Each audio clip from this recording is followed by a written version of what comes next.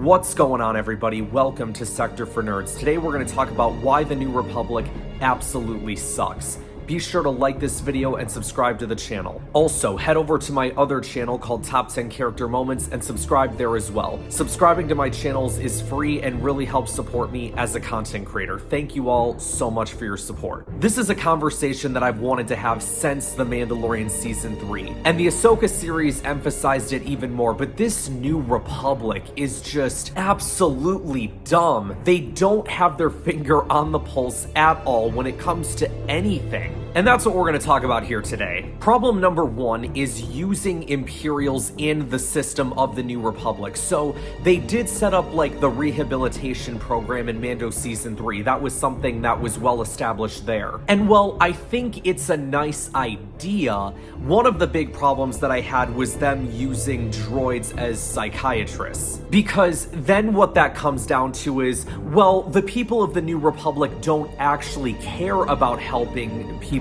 from the Imperials transfer over to their side. They just are like, okay, I mean, if we can get these guys, cool. If not, whatever. Like, not all droids are gonna understand human feelings or human reactions the way that we do, you know? Or not just like humans, but like any species in Star Wars, you know? And then, you know, adding on to that, you had people from the Imperials working on things within the New Republic, which led to the whole Corellia incident, right? In the Ahsoka series, you have all these Imperial loyalists that are building stuff for the Imperial remnants, so it's like, how on earth did anyone think that that was a good idea? And now some people are gonna probably make the argument of, you can't just start a whole new regime that quickly without having people within the Imperials still there. But I think there are other ways of going about it than like, let's let an Imperial remnant group run an operation for us that doesn't actually help us, but is helping the Imperials. And even going back to the rehabilitation program, it's not like that was doing them wonders either. I mean, look at Elia Kane, someone that the Republic thinks that they can rely on, but she's still an Imperial, working for Moff Gideon. And originally when that episode aired, I thought that episode was meant to be all about Dr. Pershing, but by the end of it, I'm like, no, it was never about him. It was about Elia Kane, because I think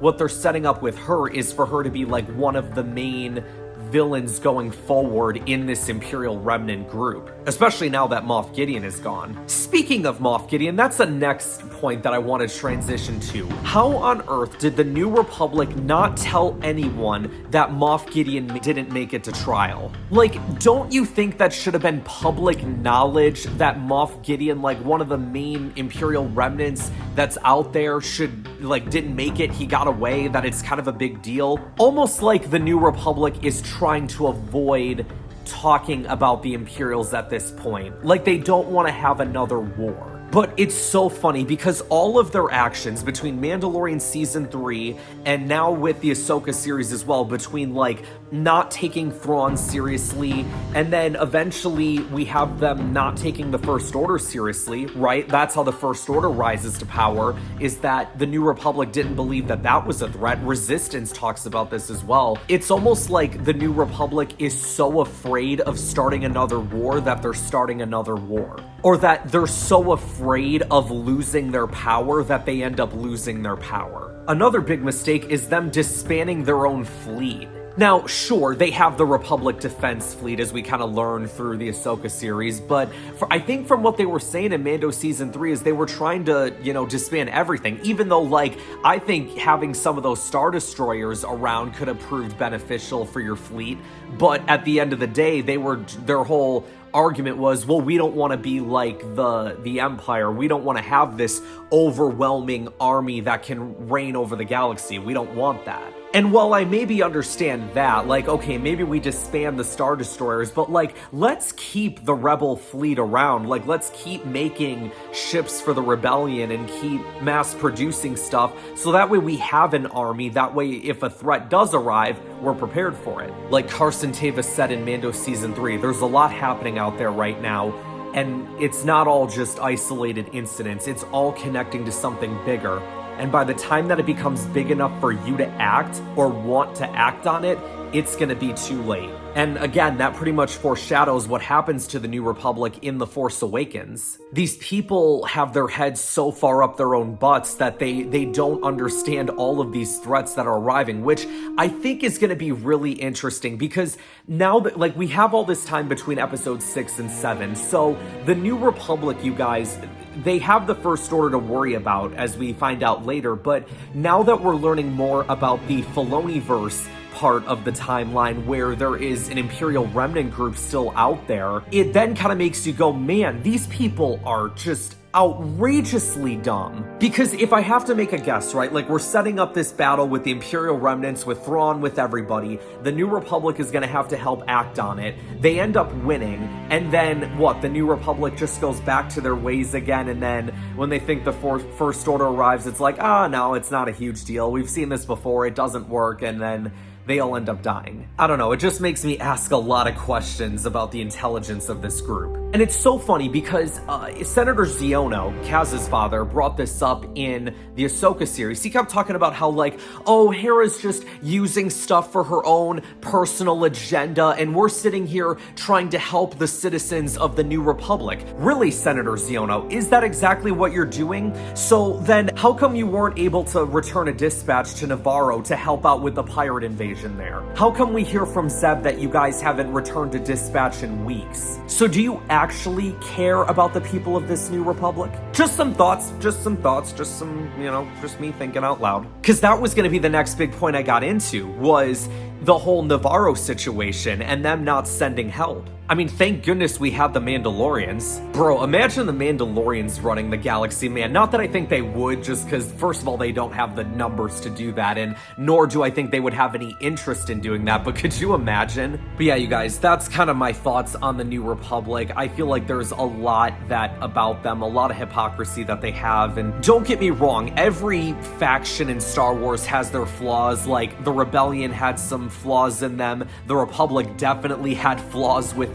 Obviously, groups like the Separatists, the Empire, the First Order, all very evil groups, so I'm not sitting here saying I'd rather have them. It's just, I feel like this faction, after seeing everything that has happened in the galaxy with previous regimes, with the way that history went down, you would have thought that the New Republic would have learned from its mistakes of, like, the Republic, the Separatists, the Empire, learning the mistakes of all these people to go, okay, so let's see what they all did wrong here, and let's make sure that we're prepared. But it felt like they just saw all that and went, nah, we're just gonna, I think we got this under control, guys. I mean, like, to be honest, none of us really know what we're doing. None of us care about the history that came before. Let's just focus on the now. Let's focus on how we think things should be done now.